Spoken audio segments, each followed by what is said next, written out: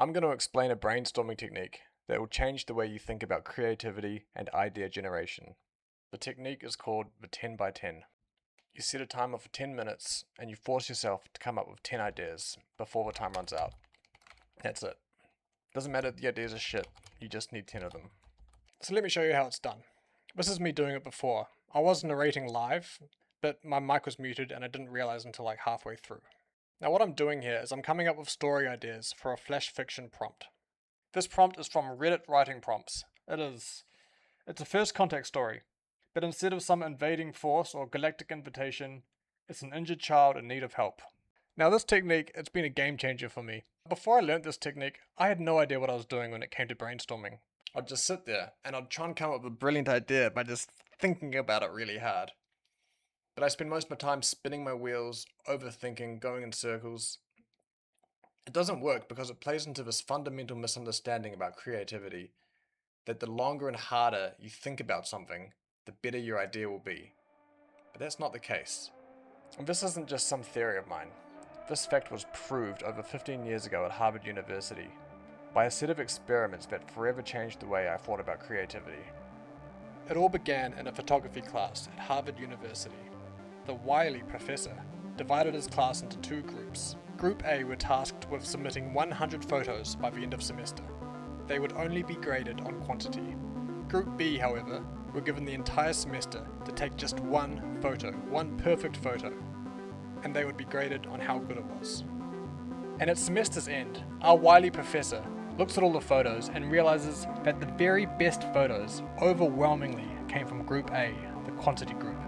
So our wily professor, he takes Group B aside and says, well, you guys all clearly suck, so get the fuck out of my classroom. I mean, he probably said that. I don't know. But anyway, back to the 10 by 10 brainstorming technique. So this technique takes full advantage of what was discovered in that experiment. But what exactly was discovered in that experiment? The first conclusion is that creativity is a numbers game. The more ideas you come up with, the more chance one of them will be great. You exhaust all of the obvious bad ideas and you just punch through into new unexplored territory. The second conclusion is about playing it safe. Now the phrase playing it safe is about as antithetical to good art as you can get. You know, it's the Lion King remake, it's the Michael Jackson biopic. It's the decision an artist makes out of fear. You know, fear of being critiqued, fear of not being liked, fear of losing money on their project, or in this experiment, the fear of turning in a bad photo and failing the class. Group B had everything riding on that one photo. It not only meant passing the class, it meant being recognized as a good photographer. So you put yourself in Group B's shoes, you know, you can't afford to fail. So you submit the black and white photo of the old, homeless black person, because that is what good photography is, right? Group A, however, they're just chilling. You know, they're taking photos of their bathroom door, the tampon section at the supermarket, they don't give a shit. They're out there having a lark.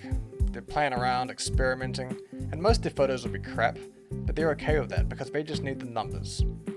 So if they get some crazy idea, they don't overthink it, they just do it. And every now and then, one of these crazy ideas might just actually be good. And it would be something that Group B would never consider doing. So when we consider both conclusions, it's no longer surprising why the best photos in that semester all came from Group A. And it also shows why this 10 by 10 brainstorming technique is just genius. Not only does it force you to come up with a high number of ideas, but the time limit prevents you from playing it safe. One more idea, 55 seconds, let's go.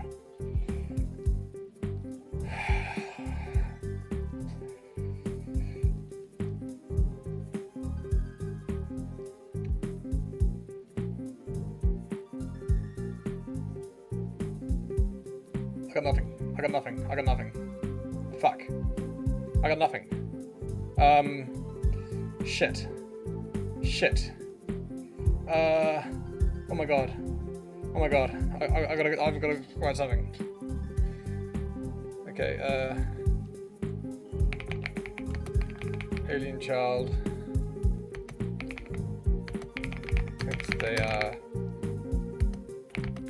a psychopath and no one relates except humans. Okay. Alright. Yes, very good. So that's how you do the 10 by 10. Just remember, it only works if you stick to the time limit and pump out all 10 ideas. I ended up expanding 2 of these ideas into flash fiction stories, but I wasn't really happy with either of the stories, so I'm not going to be sharing them or anything. I've written quite a lot of flash fiction in the past and have some strong opinions on what makes good flash fiction. Maybe I'll make a future video about it, but I don't have time today, because I'm in the middle of this writing challenge, and as of today, I only have 30 days left to finish my book. And this week wasn't very productive, and I actually failed to reach my writing goals. I was supposed to do 42 hours, but I only did 35. I had a bunch of stressful admin shit come up, and it just was not conducive at all to a good writing headspace. I didn't even want to face my manuscript, which is why I spent an entire day doing flash fiction, and why I couldn't even write anything I liked there. On a more positive note, apart from the hours I missed, I stuck to all my other rules. All the old ones, all the new ones. So that's good. But since I missed the hours, I still need to be punished. So next week, I'll need to do 49 hours of writing, and I need to pay my friend 1,000 baht. I'm starting to worry if I've got enough time left to finish my book this month.